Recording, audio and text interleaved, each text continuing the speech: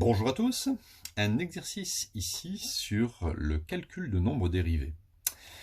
Nous devons démontrer que la fonction f, définie par f de x est égale à 4 sur x, avec bien sûr x différent de 0, car il y a un quotient. C'est une valeur interdite. Il faut montrer que cette fonction est dérivable en x égale moins 3 et calculer le nombre dérivé en moins 3. Alors, on y va.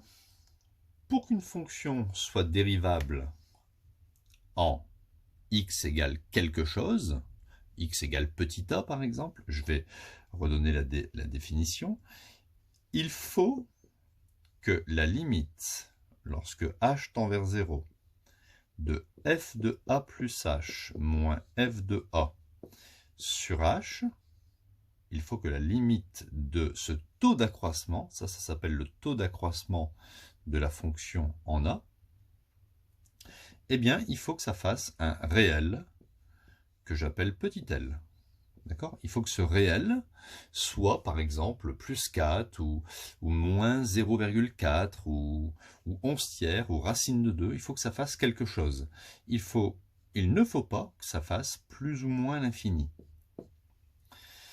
Si ça fait plus ou moins l'infini, malheureusement, on dira que la fonction n'est pas dérivable en x égale a.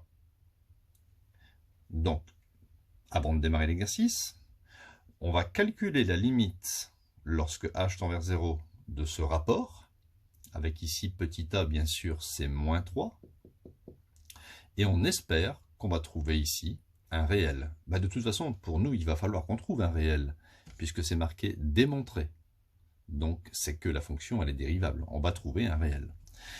Alors, par où on commence, on va calculer d'abord, ici, ce taux d'accroissement. Et une fois qu'on l'aura calculé, on calculera la limite de ce taux d'accroissement pour trouver le réel. Vous allez voir, ce n'est pas très compliqué.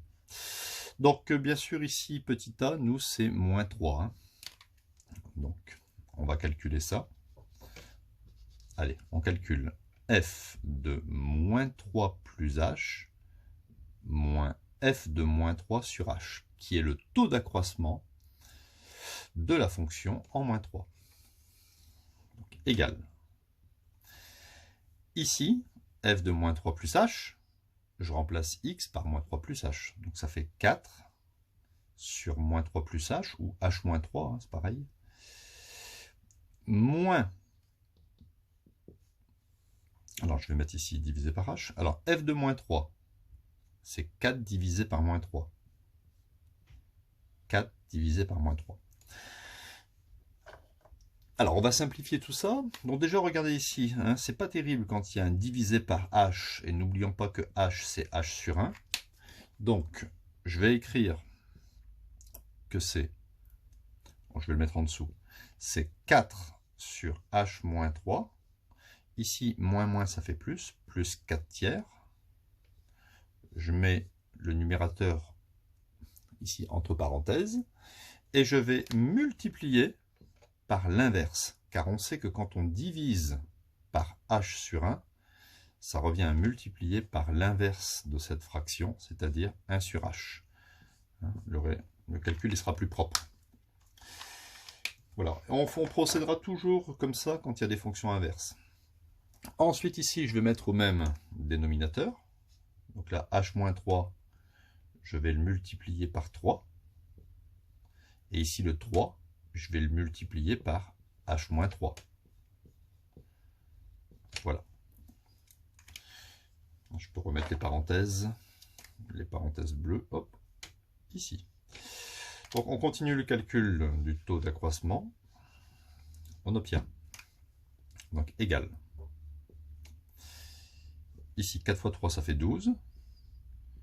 Plus 4 fois h, ça fait 4h. 4 fois moins 3, ça fait moins 12. Sur le même dénominateur qui est 3 fois h moins 3, je dois multiplier ça par 1 sur h. Alors vous allez voir, les choses vont bien se simplifier. Déjà 12 moins 12 se simplifie. Il me reste 4h 4h fois 1, eh bien ça fait 4h. Divisé par 3 fois ça, c'est-à-dire 3 fois h fois h moins 3. Je peux simplifier par h, et il me reste 4 divisé par, si je développe ici le 3, 3h moins 9. Donc vous pouvez déjà entourer ce résultat provisoire. Ce résultat, c'est le taux d'accroissement de la fonction en moins 3. Maintenant, il faut que je calcule la limite de ce taux d'accroissement. Quelque chose qui est vraiment très simple. Limite. Lorsque h tend vers 0, de 4 sur 3h moins 9. Donc vous allez faire tendre h vers 0. Ici, ça fait 3 fois 0, ça fait 0. Il reste 4 sur moins 9, ou moins 4 neuvièmes. Voilà, ça c'est bien, c'est le réel. L de tout à l'heure. Qu'est-ce qu'on peut dire? Eh bien, on peut dire que la fonction sera bien dérivable en x égale moins 3, et le nombre dérivé sera moins 4 neuvièmes. Et on écrit f' de moins 3 est égal à moins 4 neuvièmes. Donc, f' de moins 3 correspond à la pente de la tangente au point d'abscisse moins 3. Et cette pente vaut moins 4 neuvièmes. Voilà, on a réussi à prouver que la limite du taux d'accroissement, lorsque h tend vers 0, était bien égale à un réel L qui est différent de plus ou moins l'infini, donc la fonction est bien dérivable. Voilà, si vous avez aimé cette vidéo, n'hésitez pas à vous abonner à la chaîne et à mettre un petit j'aime. Merci.